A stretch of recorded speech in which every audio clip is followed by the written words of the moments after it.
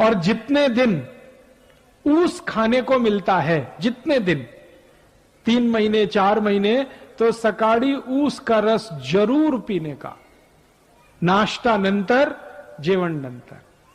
आप बोलेंगे इसमें क्या है? ये जो ऊस का रस है ये अद्भुत है। इसकी सबसे बड़ी विशेषता है कि इसमें भरपूर मात्रा में कैल्शियम है, और हमारे शरीर की ये जो हड्डियां होती हैं इनको बनाने के लिए कैल्शियम सबसे जास्ती उपयोग में आता है। और जूस जो है ऊस का रस, उसमें सबसे जास्ती कैल्शियम, फिर दूसरे नंबर पे सबसे जास्ती फास्फोरस है। कैल्शियम और फास्फोरस अगर किसी किसी रस में है तो वो तो सबसे अद्भुत है। इसलिए ऊस का रस जितने दिन मिले जरूर पीना। क्या क्या फायदा होगा? हड्डियां मजबूत होंगी, शरीर में चुस्ती फुर्ती रहेगी, ताकत बहुत ज्यादा आएगी। और मैं आपको 1-2 माहिती देता हूं। जो ऊस का रस पी सकते हैं सुबह सुबह, उनको जिंदगी में कभी भी काविड़ रोग नहीं हो सकता। काविड़ समझते हैं मराठी में? जॉन्डिस, आंखें पीली पीली हो जाती हैं, लघवी एकदम पीली आने लगती है, शरीर टूट जाता है, बिस्तर पे लेटना पड़ जाता है। और काविड़ की दुनिया में औषध नहीं है। एलोपैथी के किसी भी डॉक्टर से पूछेंगे, वो कहेगा काविड़ की औषध नहीं है, ये तो अपने आप ही ठीक होता है। डॉक्टर कहेगा आराम करो 20 दिवस, 25 दिवस, 30 दिवस।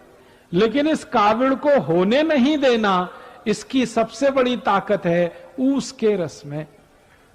तो ऊस का रस पिए, सुबह सुबह बहुत अच्छा होता है। और मैं इसलिए भी कह रहा हूं ऊस का रस पीने को कि सारे के सारे भारतीय नागरिक रोज सकाळी 1 गिलास ऊस का रस पिए, तो भारत के जो शेतकरी ऊस उत्पन्न करते हैं वो सब श्रीमंत और कोटिपति हो जाए। आप बोलेंगे वो कैसे?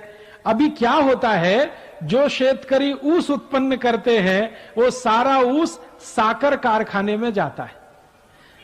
साकर कारखाना चलाने वाला तो कोटिपति और श्रीमंत हो जाता है, शेतकरी वहीं का वहीं रोडपति रह जाता है। मैंने संपूर्ण भारत का 3 बार प्रवास किया है, उत्तर, दक्षिण, पूरब, पश्चिम। जो भी शेतकरी ऊस उत्पन्न करते हैं सब गरीब हैं, रोडपति हैं।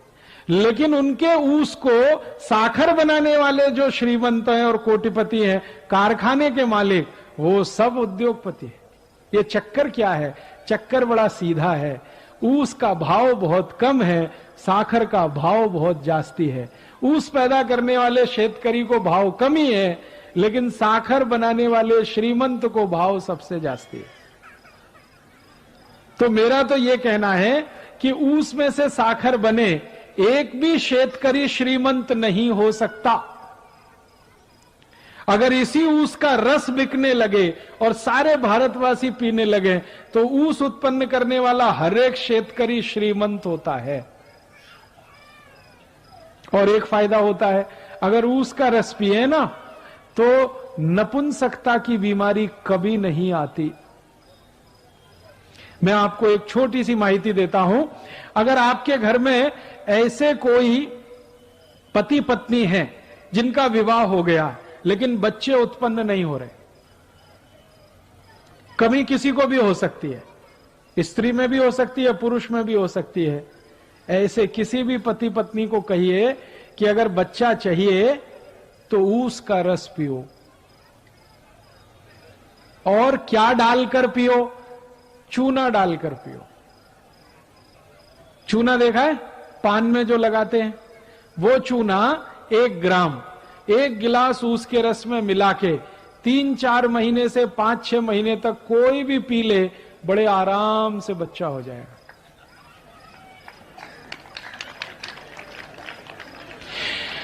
और ऐसी स्थिति में तो सबसे जल्दी बच्चा होगा जब पुरुष के वीर्य में शुक्राणुओं की कमी है और इस कारण से बच्चा नहीं हो रहा है। उनके लिए तो ये अचूक औषध है, ऊस का रस और थोड़ा सा चूना।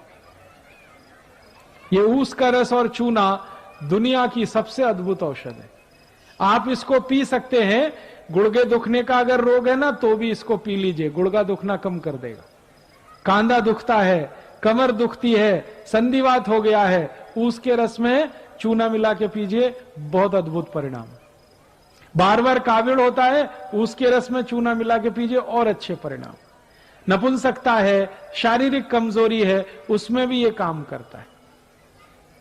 तो मेरा कहना है आयुर्वेद का नियम, सकाळी जेवण नंतर जूस पीने का, तो ऊस का रस सबसे अच्छा। दूसरे नंबर पर संतरे का रस, मौसमी का रस, द्राक्षी का रस, टमाटर का रस, गाजर का रस, और ये जितने भी रस आप पिएंगे सबका पैसा शेतकरी समाज को ही मिलेगा। और शेतकरी समाज को पैसा मिलेगा, शेतकरी समाज श्रीमंत होगा।